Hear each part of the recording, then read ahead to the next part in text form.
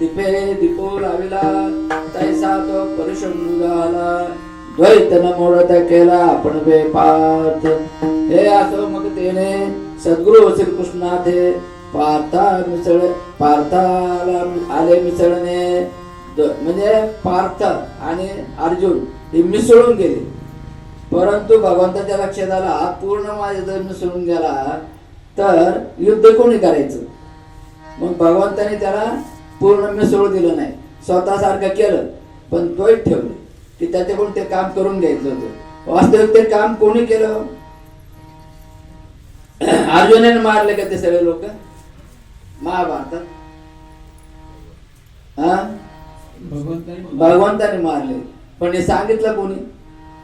भगवंताने मारले सांगितलं कोणी? आहे का माहित का आता कोणाला? तर हे सांगितलं बर्बरिकने. बर्बरिक थोडक्यात सांगतो 2 मिनिटात. बर्बरिक म्हणजे घटोत्कचाचा मुलगा. तर त्या बर्बरिकने आणि त्याची गुरु होती हिडिंबा आणि हिडिंबाचे गुरु होते श्रीकृष्ण भगवान. श्रीकृष्ण भगवानाने सांगितलं की हिडिंबाला म्हणजे भीमाच्या मतपत्नीला की तो याची अशी तयारी करून घे की हा जगत जेता झाला पाहिजे. तिने पारमार्थिक गोष्टी पण शिकवल्या हिडिंबाने. आणि नंतर ज्यावेळी त्याला जगत जेता व्हायची इच्छा निर्माण झाली बर्बरिकला, त्यावेळी तिने सांगितलं की तू आता श्रीकृष्ण भगवानाच्या दर्शनाला जा, तिथं पुढचा मार्ग सांगतो. श्रीकृष्ण भगवानाने त्याला सांगितलं की बाबा तू जगत जेता व्हायला काहीच हरकत नाही, जा, पण त्याच्या आधी तुला अशा ठिकाणी जंगलात जावं लागेल. तिथं अशी एक व्यक्ती तपश्चर्या करीत आहे, त्याला तुला भेटावं लागेल. तर हा निघाला त्या माणसाच्या शोधात. गेल्यानंतर त्याच्या लक्षात आलं की तिथं ज्याच्याकडे आपण गेलोय तो तपश्चर्याला बसलेला आहे, तिथं राक्षसाने त्याच्यावर हल्ला करायची तयारी ठेवलेली. आणि त्याची ते तपश्चर्या आहे ती जर भंग झाली तर चालणार नव्हतं. मग त्या ठिकाणी बर्बरिकने त्याचं रक्षण केलं. आणि त्यावेळी ज्यावेळी तो त्याच्या उत्थान झालं, त्याचं समाधीतून ध्यानातून आला, त्यावेळी त्याच्या लक्षात आलं की बर्बरिकने माझं रक्षण केलं. आणि मग बर्बरिकने हे केलेल्या कार्याबद्दल त्याने बर्बरिकला विचारलं तुला काय हवंय? मग त्याने सांगितलं मला जगत जेता व्हायचंय. मग त्याने सांगितलं की तुला अशी देवीची भक्ती करावी लागेल आणि तू जगत जेता होऊ शकशील. त्याने ती देवीची भक्ती करायला सांगितलं. त्याने ती भक्ती केली, देवी प्रसन्न झाली आणि देवीने त्याला 3 बाण दिले बर्बरिकला. एक बाणाने तुला ज्याला कोणाला मारायचंय, जे काही करायचंय त्या ठिकाणी तो बाण जाईल आणि तो छिद्र पाडेल. आणि दुसऱ्या बाणाने ज्या ज्या ठिकाणी छिद्र पडले ते सगळं नष्ट करून टाकेल. आणि तिसरा बाण वापरायची गरज पडणार नाही. अशा प्रकारच्या देवीने त्याला सांगितलं. पुढं महाभारताचं युद्ध करण्यात म्हणजे फिक्स झालं, निश्चित झालं. कृष्ण शिष्टाई अपयशी ठरली. आणि मग बर्बरिकच्या लक्षात आलं की जर हे महायुद्ध होणार असेल तर मला पांडवाच्या बाजूने भाग घ्यायचा आहे. 3 बाण मिळाले, पण ते 3 बाणाचं युद्धाचं आणखी एक अशी होती की बर्बरिक जगत जेता होणार, पण त्याला ज्याच्या बाजूने लढायचं तो पक्ष दुर्बल पाहिजे. दुर्बलाच्या बाजूने तो लढू शकणार. मग त्याने ठरवलं की आपण पांडवाचा पक्ष दुर्बल आहे, 7 अक्षुणी आणि तिकडे 11 अक्षुणी, तर मी पांडवाच्या बाजूने लढणार आणि त्यांना नेस्तराभूत करणार. पण युद्ध चालू झाल्यानंतर पहिल्या दिवसात तो समोरच्या लोकांना मारून टाकणार. पण दुसऱ्या दिवशी पहिल्या दिवशी न आलेले काही जर असतील आणि ते जर युद्धाला उभे राहिले तर मग तो पक्ष दुर्बल राहील. मग दुर्बल पक्षातून याला लढायला परवानगी म्हणजे तो मग परत कौरवाच्या बाजूने लढणार आणि इकडं पांडवाचे मारून टाकणार. पांडवाचे 4-2 उरले तर परत त्याच्या बाजूने लढणार. म्हणजे सगळेच मारणार, हे मारणार ते मारणार आणि एकटा तो राहणार. अशी ती परिस्थिती होती. मग आता श्रीकृष्ण भगवान म्हणे आता युद्धाला आलं तर पंचायत होईल, मला तर पांडवांना दाखवायचंय, धर्माचा विजय करायचा आहे. आणि हा आला तर धर्माचा विषयच नाही, सगळे मरणार हा तर जिवंत राहणार. तर मग यांनी युद्धात भाग घेऊन चालणार नाही आणि यांनी जगून पण चालणार नाही. कारण हा जगत जेता व्हायचं म्हटल्यानंतर चांगले लोक पण याला मारावे लागतील. मग ज्या वेळेला बर्बरिक निघाला पांडवाकडे त्यावेळेला श्रीकृष्ण भगवाने वेषांतर केलं आणि त्याला मध्येच गाठलं आणि ओळख नसल्यासारखं दाखवून तू कोण काय मी कोण असं जरा चर्चा झाली. यांनी ब्राह्मणाचं रूप धारण केलेलं. बरोबर मी सांगितलं मी असं असं पांडवाकडे चालू मी युद्धात भाग घेणार आहे. तेवढे तू जगत जेता होशील तुझ्याकडे काय तू 3 बाणे म्हणून सांगितलं पण मला यांचं थोडंसं प्रॅक्टिकल दाखव उदाहरण. खरंच तुझं किती हे तो ब्राह्मण होता ब्राह्मणाच्या रूपात होता. मग कसं प्रॅक्टिकल देऊ तुम्हाला म्हणजे काय नाही झाडाचे पानं आहे ना या सगळं झाडाचे पानं तू एकाच बाणात पाडले पाहिजे. त्याच्यावर 3 बाण होते त्यामुळे एका बाणात नाही पण मी 2 बाणात करू शकतो कर म्हणे. मग आणि करत असताना श्रीकृष्ण भगवानाने एक पान तोडलं त्याचे लक्ष नसताना तो मंत्र जपत बाणाला मंत्र जपून बाण सोडणार तर ते डोळे झाकलेले होते त्यांनी लगेच एक पान घेतलं आणि असं खाली टाकलं त्याच्यावर पाय ठेवला. याने एक बाण काढला आणि संकल्प केला की या झाडाच्या सगळ्या पानाला हा बाण छेद करी आणि त्याने बाण सोडला. बाण सोडल्याबरोबर त्या सगळ्या झाडाच्या प्रत्येक पानाला एक एक छिद्र पडले आणि ते एक पान जो खाली भगवंताने पाय खाली ठेवलं होतं त्या पानात सुद्धा बाण जायसाठी भगवंताच्या पायाला छेदून तो बाण त्या पानात गेला. मग भगवंताने विचार केला अरे बरोबर आहे म्हणजे याचं सामर्थ्य आहे. आणि मग भगवंताने स्वतःचं रूप प्रगट केलं. बरोबरीत त्याचं ते गुरुच होते त्यांनी बरोबरीने त्यांचे पाय धरले आणि भगवंताला म्हटलं की बाबाचं माझी अशी इच्छा आहे मी काय करायला पाहिजे. तर त्यांनी सांगितलं हे बघ तुला हे करता येणार नाही उलट तू आता तुझं अवतार कार्य संपवायचं आहे. तू मला तुझं शिर मला शिर मला दे तुझं गुरु हे म्हणून गुरुचं काय म्हणतो आपण त्याला गुरुदक्षिणा म्हणून. त्याने एक तलवार आणली असं पण त्याच्या अगोदर तो काय म्हणे की माझी अशी इच्छा आहे की हे महाभारताचे युद्ध बघावं. मग ते म्हणले ठीक आहे काय हरकत नाही तू जरी शिर दिलं तरी ते शिर काही नष्ट होणार नाही त्याच्यामध्ये जीव राहील. त्याची मी ठराविक ठिकाणी प्रतिष्ठापना करील तिथून तुला सगळं दिसेल. मग त्याने शिर दिलं त्या शिराची प्रतिष्ठापना केली ते शिर जिवंत राहिलं. संपूर्ण महायुद्ध संपलं आणि महायुद्ध संपल्यानंतर 5 पांडव त्या रणभूमीवरून फिरत होते चालत होते किंवा आपण किती पराक्रमी आपण सगळ्यांना मारलं आपण 10 लोकच जिवंत आहोत असं थोडंसं त्यांना धर्मराजाला आणि 5ही पांडवाच्या मनात आलं. एक प्रकारचं त्यांना अहंकार झाला आणि म्हणाले की बुवा आपल्या पराक्रमामुळं आपण जगलो भगवंताची तर मदत होतीच. त्यावेळेला तो बरोबरीने यांचं संभाषण ऐकल्यानंतर त्याला हसू आलं. मग ते सगळे पाहायला लागले कोण हसलं बघतात तर ते बरोबरीचं चेहरा. मग ते बरोबरीतला ओळखलं त्यांनी. ते म्हणे तू का बरं हसला. ते म्हणे अहो तुम्ही जे म्हणता आम्ही मारला तसं नाही तुम्ही कोणालाच मारलेलं नाही हे तुमच्या सामर्थ्याने झालं नाही. मी वर होतो मला वरून सगळं दिसत होतं. प्रत्येक माणूस जो मेला ते मरण्याचं कारण भगवंताचं सुदर्शन चक्र फिरत होतं आणि त्या सुदर्शन चक्राने सगळ्यांना मारलेलं आहे.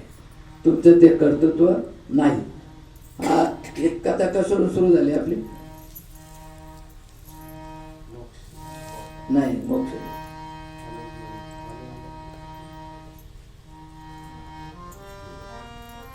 आपण आलिंगन घडे मोक्ष साहित्य म्हणजे श्रीकृष्ण भगवानाने अर्जुनाचं ते आलिंगन झालं आणि त्याने जे कार्य केलं त्याला जे वाटलं मी केलं तर ते त्याने केलेलं नसून ते सगळं भगवंतानेच केलं होतं. आणि भगवंताने त्याला निमित्त करायसाठी तो ज्यावेळेला आलिंगन दिलं आणि तो भगवंताच्या स्वरूपात विलीन व्हायला लागला त्यावेळी विलीन होऊन दिलं नाही निमित्त केलं आणि निमित्ताने ते महाभारत घडलं. आता पुढं असं की आलिंगन घडे मोक्ष सायुज्यता जोडे आलिंगनापर्यंत आपण आलो होतो. हे पहिलं चरण आलिंगन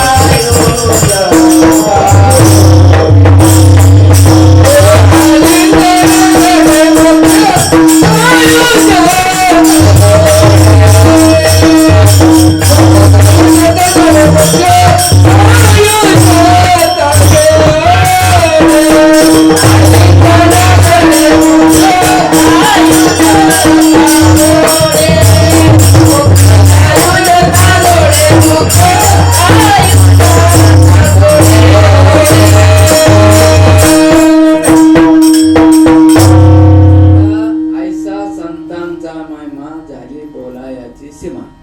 तर संतांचा पहिला महिमा कुठला? 4 शक्तिपात करून ते समोरच्या व्यक्तीला त्याची लायकी असो नसो, अधिकार असो नसो, स्वतःसारखं करून टाकतात. हे पहिलं चरण आता आपण सोडवलं. आता दुसरं चरण ऐसा संतांचा महिमा, म्हणजे त्या संतांचा महिमाचं दुसऱ्या चरणाचंच पहिलं चरण आपण सोडवलेलं आहे.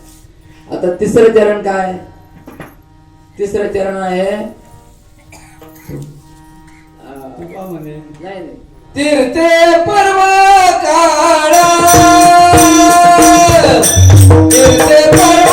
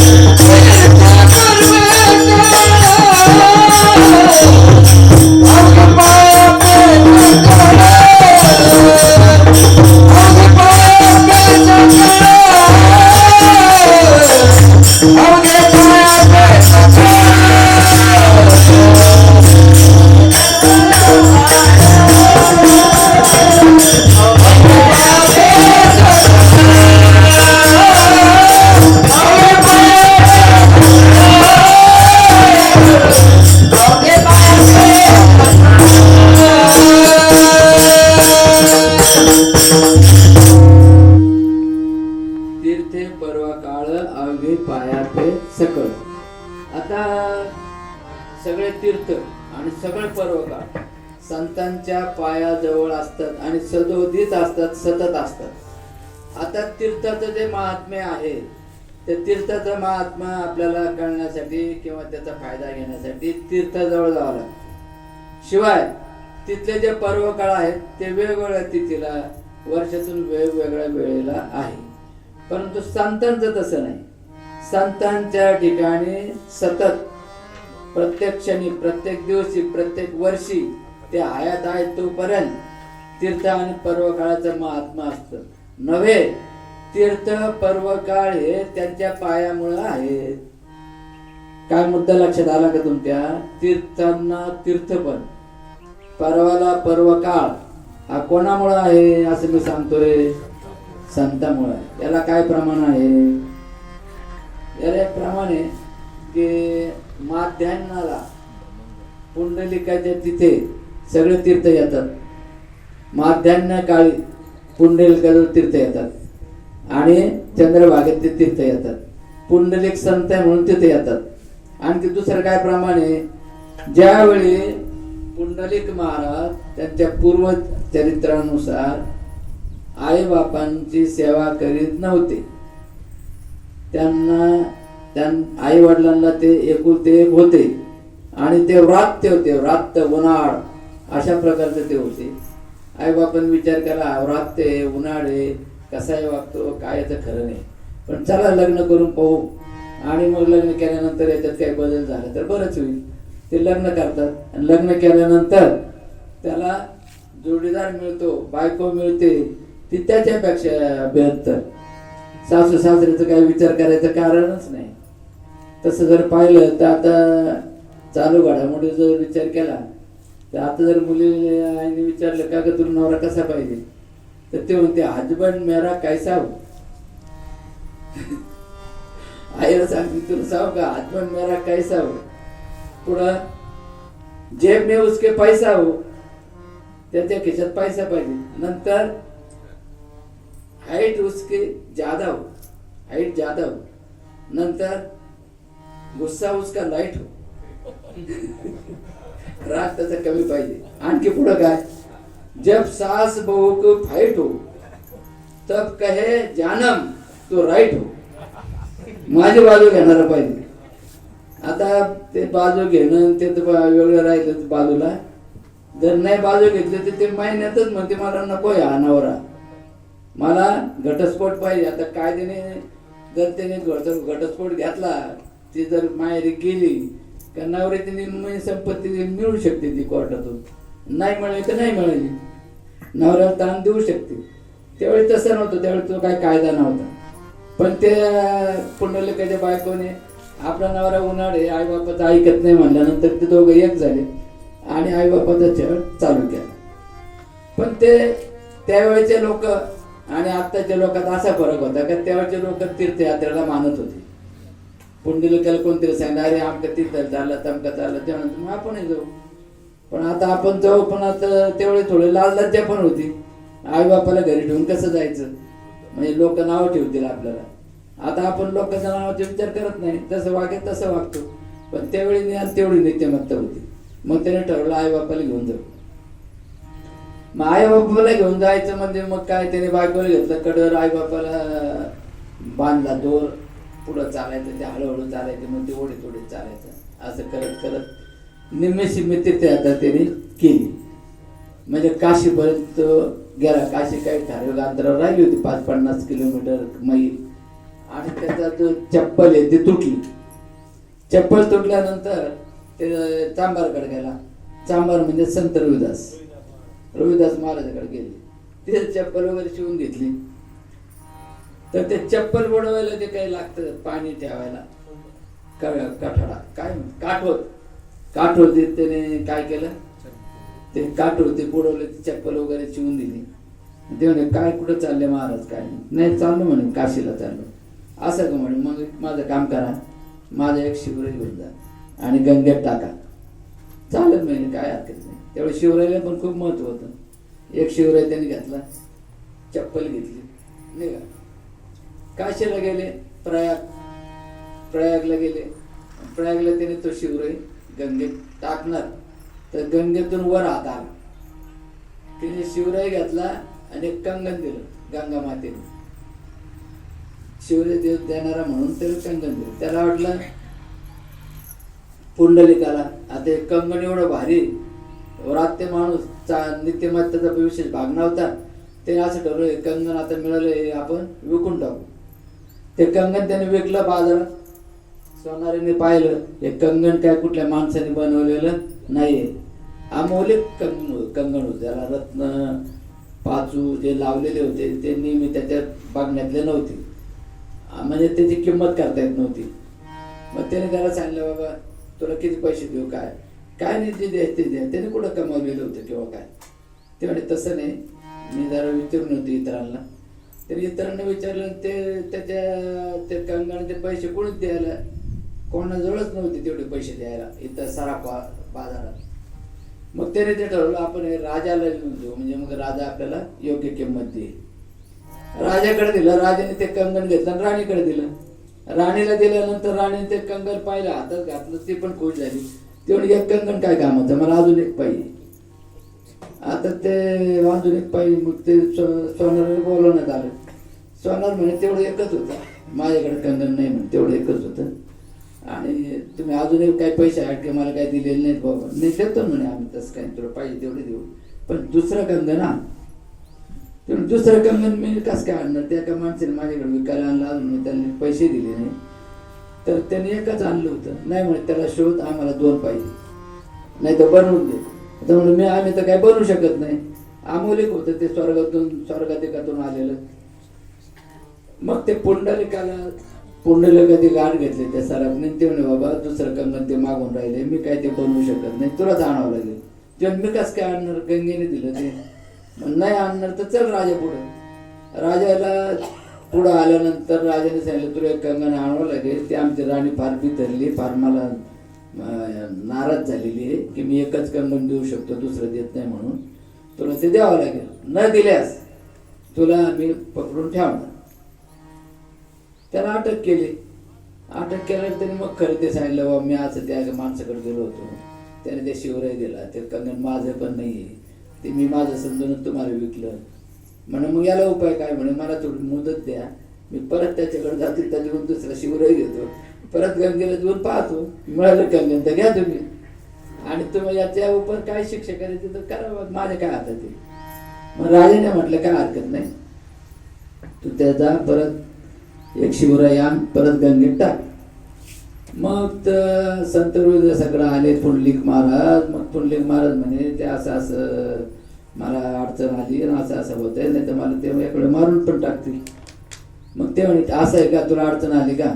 मग त्या काठोद्याच्या पाण्याला ते गंगा म्हणून त्यांनी हात जोडले आणि त्यांना विनंती केली गंगे मातेला की आणखीन एक कंगन मला दे. तिथं एक कंगन मिळालं. ते कंगन घेऊन मग पुंडलिककडे ते मिळालं. ते कंगन पुंडलिक राजाकडे घेऊन गेला. ते कंगन राजाला मिळाले आणि त्याचा मृत्यू टाळला. आता त्या कंगनाचे किती पैसे दिले काय तो भाग विशेष महत्वाचा नाहीये, पण त्याचा मृत्यू नाही तर मृत्यू झाला असता. ते कंगन नसते मिळालं तर राजाला काय मारून टाकायला काही अडचण नव्हती. ही घटना घडल्यानंतर पुंडलिकाने संत रोहिदासांना विचारलं परत येऊन की तुमच्याकडे एवढं सामर्थ्य कसं? तुम्ही तर त्या गंगेजवळ गेले नाही, तुमच्या काठोद्यातल्या पाण्यालाच गंगा समजून तुम्ही विनंती केली आणि दुसरे कंगन मिळवलं आणि माझा मृत्यू टाळला. मग ते म्हणले बाबा हे सगळं पुण्य मी माझ्या आई वडिलांची सेवा करतो त्याचा आहे. विठाला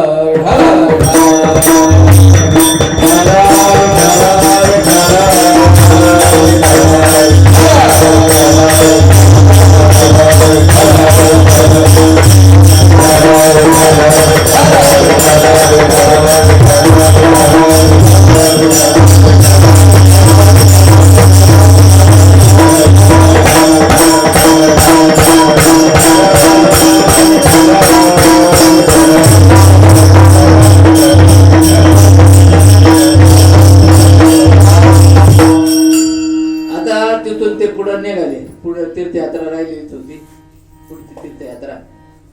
आणि मग त्या रस्त्यामध्ये